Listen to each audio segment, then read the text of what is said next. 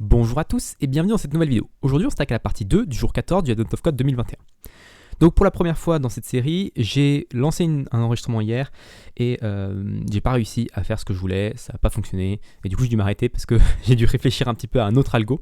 Donc comme on s'y attendait dans la partie 1, maintenant il ne faut plus faire 10 étapes mais 40. Et du coup, ça casse totalement mon algorithme. J'ai mis en place ma solution qui était d'enregistrer les steps précédents. Et même avec ça, pas d'amélioration. Enfin, c'est beaucoup trop long de faire 40. Et puis même, ça ne tiendrait même pas en mémoire. Je pense, ça fait vraiment une très grande chaîne de caractères à la fin.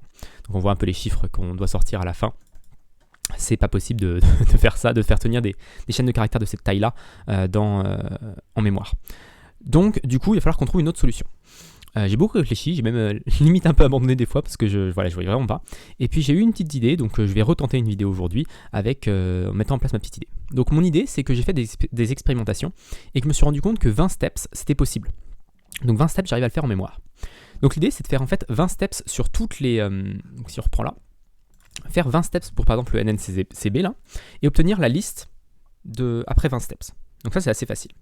Et ensuite, pour chacune des paires qui sont possibles, refaire 20 steps pour chacune des paires. Ça, c'est pas très compliqué, on a 100, donc vu que 20 steps c'est assez rapide, je pense que, c'est quasiment instantané, donc je pense qu'on peut faire 100 assez rapidement. Et donc faire les 120 paires, et à partir de ces 20 paires, ne pas générer une chaîne de caractères, mais générer le nombre que j'ai de B, de N, de H, de C à la fin de 20 CH, de 20 HH, de 20 CB, de 20 NH. Une fois que j'ai fait 20 de ça, j'obtiens une grande liste de paires. Et pour chacune des paires, j'ai juste à additionner le nombre que je vais obtenir après 20. Je sais pas si c'est clair. En fait, je découpe le 40 en 2 fois 20. Une première fois 20 pour obtenir la liste des paires, et une deuxième fois 20, pas pour obtenir la liste des paires, ce qui tiendrait plus en mémoire, mais pour juste obtenir le nombre de chacun des chiffres pour chacun des 20, pour 20 en plus. Et je pense qu'avec ça, on a sans doute une solution. Donc, je vais tester tout de suite. Alors, je vais vous montrer un petit peu, ça c'est mes expérimentations. Je ne sais pas si je peux zoomer un petit peu ici, sans doute. Voilà. Hop, on peut zoomer un petit peu. Les choses que j'ai changées principalement, c'est build from force. C'est ici, j'ai juste enregistré les instructions. Donc j'ai clone et j'enregistre avant de retourner les new pairs, et je les enregistre pour la steps en cours. Donc c'est-à-dire que si je calcule comment faire pour passer de CC en 5 étapes, j'enregistre comment on a fait pour faire passer de CC à 5 étapes, et du coup la prochaine fois, je peux juste dire ok, CC 5 étapes, je sais le faire. Donc je peux avancer plus vite. Du coup ça c'est bon, et on va repartir tout de suite. Donc on va enlever un petit peu toutes ces expérimentations que j'ai fait là. Part 1, part 2. On a ici un cargo test bin 14 qui devrait normalement me donner un bon résultat. Ok, donc ça tout est bon. Et donc du coup on va corriger, on va changer un peu le compute result, je pense. Qui fait un compute de steps. Et donc là, en fait, au lieu de faire un compute de steps, on va faire un compute de steps divisé par 2, je pense. Donc si on me demande 10, je vais faire 5. Si on me demande 40, je vais faire 20. Donc je vais juste calculer les paires pour 20. Donc là, si je fais diviser par 2, normalement, ça me fait échouer mes tests. On est d'accord. Et du coup, une fois que j'ai ça, donc j'ai toutes mes paires. Et pour chacune des paires, je vais calculer le nombre de... Pour chacune des paires, je vais refaire 20, mais avec cet input-là. Donc là, j'ai compute avec un input, il gère le template, les rules, pair template, je fais un get result. Ok. Donc l'idée ici, c'est que pour chacune des paires, for pair in pairs, je vais calculer combien j'ai de chiffres. Combien j'ai pour chaque lettre. Donc je vais faire ici je vais avoir un let mut chars counts est égal à hmap de new. Ça va être un nouveau hmap. Et ici je vais avoir un let mut this pair chars counts est égal à hmap de new.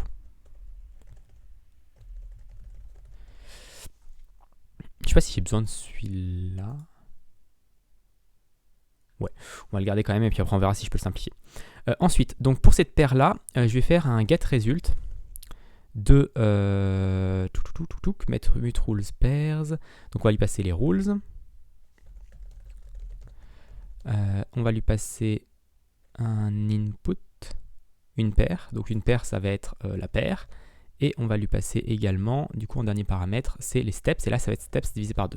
Du coup on va recalculer pour 20. Cannot find rules in this truc, compute.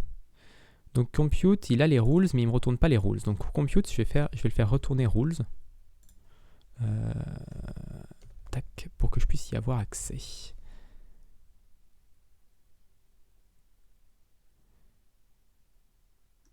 Ok, for each pairs. Donc là, c'est pas pairs, c'est rules pairs. Tac, tac, tac. Hashmap new. Ok, deep annotation needed, ça c'est bon. Donc ensuite, on recalcule du coup la liste pour ça. Et ensuite, je vais peut-être faire une fonction qui me permet de calculer. Bon, en fait, c'est cette fonction-là. On va la mettre dans une fonction. Compute counts. Donc ça va prendre une liste de pairs. Donc pairs est égal avec de pairs. Et ça nous renvoie un hashmap de char vers U64. J'ai aussi tout transformé les U32 en U64 parce que vu que les chiffres sont très très grands.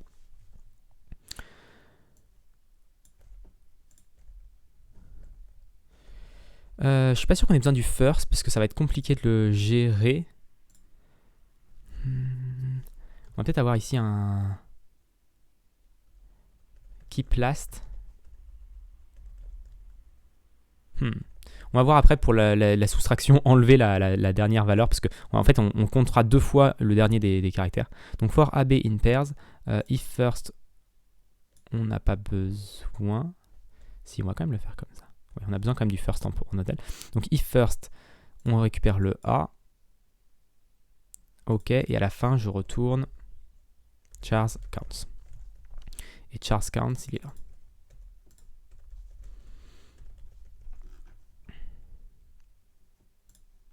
Ok. Donc une fois que j'ai ça, je vais pouvoir calculer mon let. Donc en fait c'est ce truc là. Il va pas être mute. Et ça va être juste compute counts de result.1, je pense. Result.1, c'est... Ouais, c'est bon. Et ensuite, on va dire que rules est égal à result.0. On continue à sauvegarder et à passer nos rules au suivant, parce que ça peut nous aider. On enregistre dans les rules des steps supplémentaires, donc ça peut nous accélérer les traitements pour la suite. Ok. Et ensuite, ce qu'on peut faire, c'est faire un for chars for char count in this pair char counts. Et là, on va enregistrer toutes les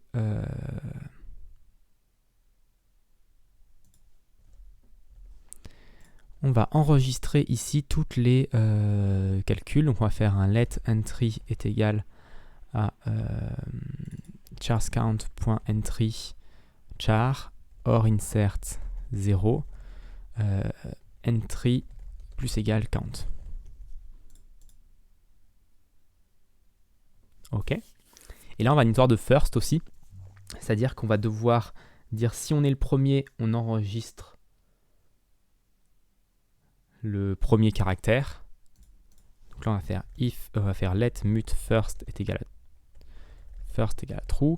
Et si on est first, if first,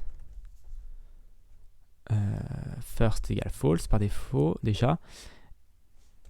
Else, si on n'est pas premier, on va enlever le premier. Donc on va faire let entry est égal à chars count.entry de result.1.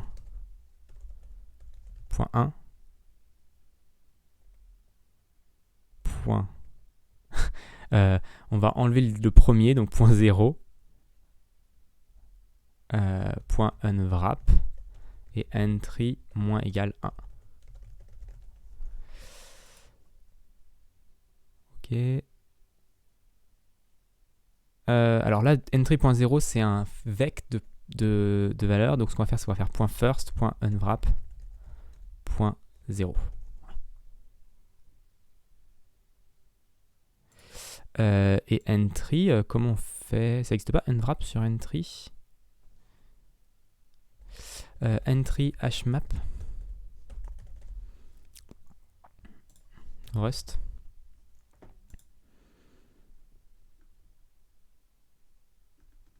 or insert with, or insert with key unmodify, insert. Ah, du coup, c'est un get mute qu'il faut que je fasse, pas entry. Entry, c'est vraiment pour faire hop. Donc, get mute unwrap found char. Donc là, ok, on lui passe une référence s'il veut. Let count, et je pense que je peux juste faire count moins égal 1 ici. Ok, et chars count, il veut absolument une annotation de type, donc on va lui donner, c'est un char U64. Borrow of moved value, donc là l'idée c'est que dans compute count, on n'a pas besoin de l'avoir de manière, on n'a pas besoin de le récupérer. Expected char found référence vers char. Chars count, entry, donc là ça va être, on va déréférencer. Voilà, rules, cannot assign twice, donc là c'est mute rules. Et ici on n'a plus besoin de faire ce truc là du coup, parce qu'à la fin on a notre chars count et on a nos max moins min. Et là le chars count ça n'a pas besoin d'être mutable. Pourquoi le chars count n'a pas besoin d'être mutable? Ah, parce que c'est pas le. Ok, c'est parce que je l'ai deux fois. Ok, vec pairs, bon, ça c'est pas très grave. Compute test input, donc là c'est un tuple, donc là on va récupérer juste .0 ou .1 pour avoir le vec. Ok. Ok, on va tester si les tests passent. Ouh, les tests passent! Ça c'est exceptionnel, parce que le compute on l'utilise. Là j'ai changé la fonction compute result. Et compute result, on l'utilise ici et ici, ça nous donne les mêmes résultats. Donc là maintenant l'idée c'est de la tester sur le test input. Oups. Avec 40. Et on veut que ça donne ça.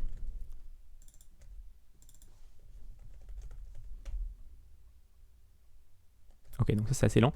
On va peut-être le lancer en release, voir si c'est plus rapide. Ça me paraît quand même très lent. Ça me paraît quand même très lent. Ok. Bon, on va voir si on va le laisser tourner un petit peu. Puis en attendant, on va faire d'autres trucs pour voir si on peut pas optimiser un petit peu les choses encore plus. Je pensais pas que ça serait aussi long.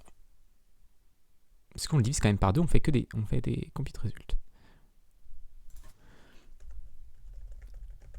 Donc là, on va faire computing steps. Steps divisé par 2. Donc là, ça va nous faire computing 20 steps.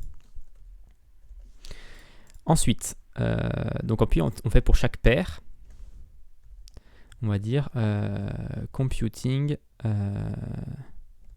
count for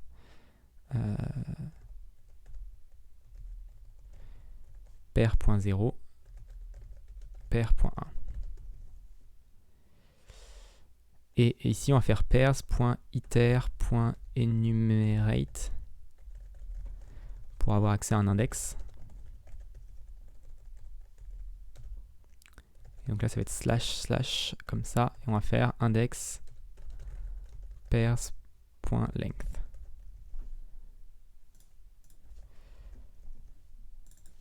Comme ça. Est-ce que ça fonctionne? Pair, expected tuple, found, truchmuche.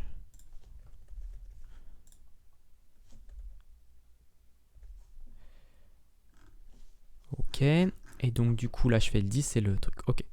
Donc là on va faire, donc ça on va l'arrêter, on va faire cargo run bin 14 release.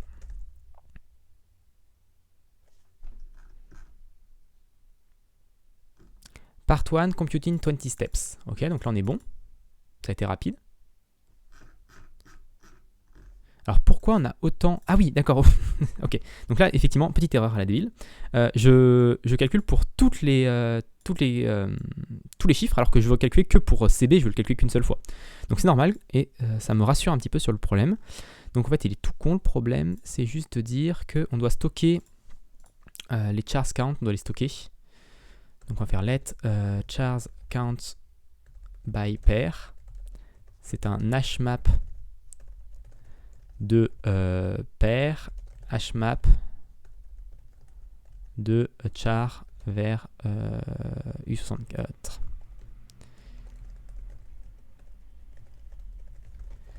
Ok, donc là on a les chars count by pair.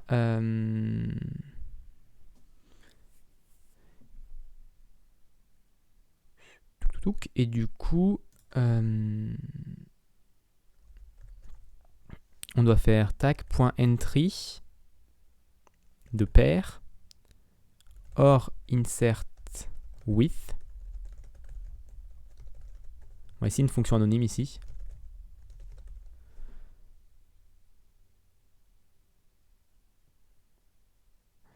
On va essayer une fonction anonyme.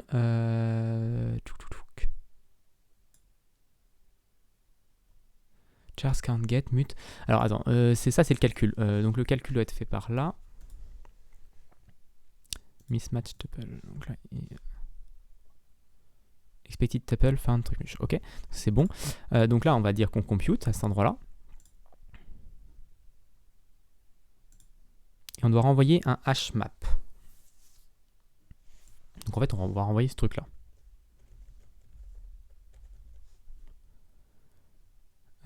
Et du coup, résultat est égal à ça, zisper truchmuche, résultat est égal à ça, hop. Rules est égal à résultat truchmuche, et on renvoie zisper count. Ok, et donc là, ça va être entry.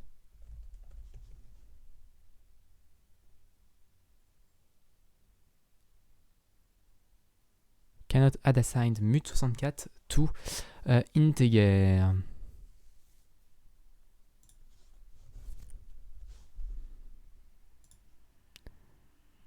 Donc là, on parcourt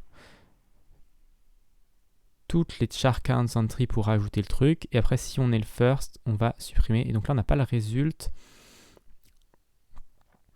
Ok, le problème, c'est que là, on n'a pas le résultat. Du coup, on ne sait pas lequel on doit enlever. On ne sait pas lequel si c'est le premier ou pas, si on doit l'enlever.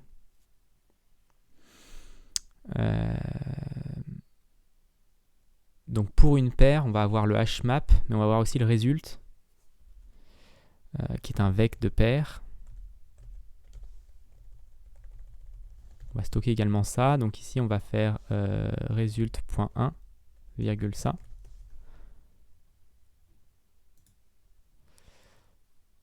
Donc là, c'est entry.1 pour avoir le count. Et ici, ça va être entry.0 pour avoir le résultat. Peut-être plus besoin du... Cannot move out of entry.1. Alors le fait d'avoir rajouté le résultat, ça l'embête. À moins que c'est juste parce que maintenant j'ai... Donc chars count... ok, donc ça c'est chars count, ça c'est mutable. Donc là, il n'y a pas trop de soucis.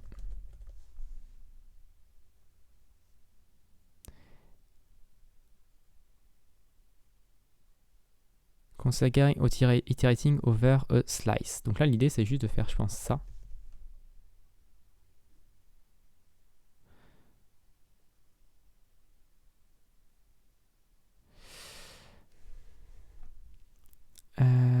Chars count by pair. Ok, donc là, on assigne quelque chose qui est à la sortie.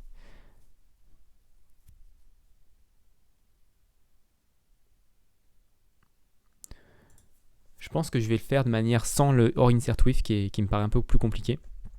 Donc on va faire if let some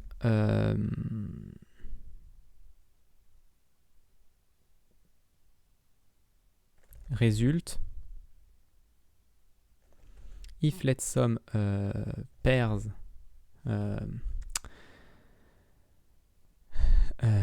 other pairs et comment on l'appelait? On l'appelait this pairs count, donc this pairs et this pairs chars count est égal à chars count by pair point get de char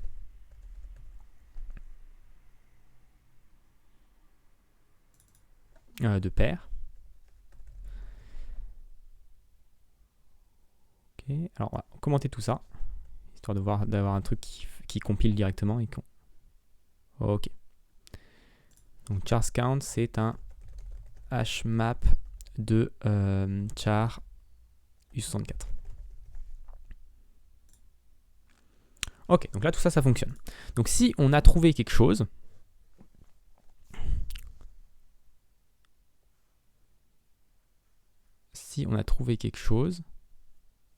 ou plutôt s'il n'existe pas en fait, c'est plutôt l'inverse, c'est plutôt si ça n'existe pas, if optac contains key pair. Donc s'il ne contient pas la key pairs, ce qu'on va faire, c'est qu'on va le calculer. Donc on va faire un truc comme ça.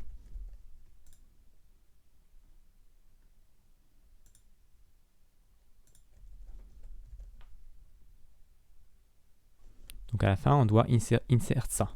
Donc on va faire char count by pair, .insert pair, virgule ça. Expected tuple, fin de truc. Ok, donc là on a juste à le déréférencer, c'est pas trop grave. Ok. Et ensuite, du coup, on peut faire un let de this pairs, virgule this pair, enfin this pair, this pairs chars count est égal à get.unwrap. On sait qu'il est toujours défini parce qu'on l'a inséré juste au-dessus. Ok. Ça c'est le calcul, on s'en fout, on n'a plus besoin. Et après ça on n'a plus qu'à le garder. Donc on va parcourir le this pair chars count.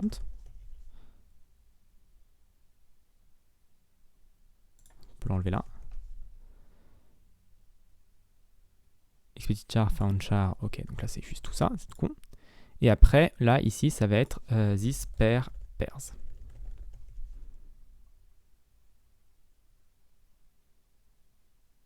Donc là, c'est pas très compliqué, il y a juste à le référencer. Et là, ça compile. Ok, on va relancer les tests. Cargo run, cargo test bin 14 release. Tout est passé et vous voyez, ça a été pas instantané, mais ça a été trouvé. Donc cargo run bin 14 release.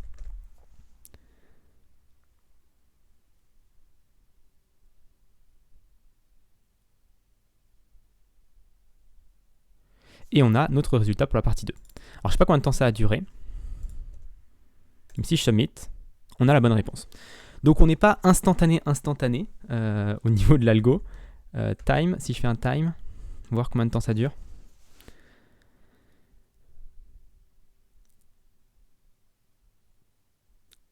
Mais on est à 7 secondes. Donc on est en dessous des 15 secondes requis par l'algo. Donc ça devrait aller, on est bon. On a une solution qui tourne. Donc voilà, je pense qu'il y a une solution, j'irai voir un petit peu après sur internet pour voir s'il n'y a pas une solution beaucoup plus intelligente qui se fait en instantané en moins d'une seconde. Mais voilà, cette solution fonctionne en tout cas jusqu'à 40. J'espère que cette vidéo vous a plu. Si elle vous a plu, n'hésitez pas à vous abonner à la chaîne et à la partager autour de vous. Puis moi je vous donne rendez-vous très rapidement pour la suite de ce Advent of Code 2021.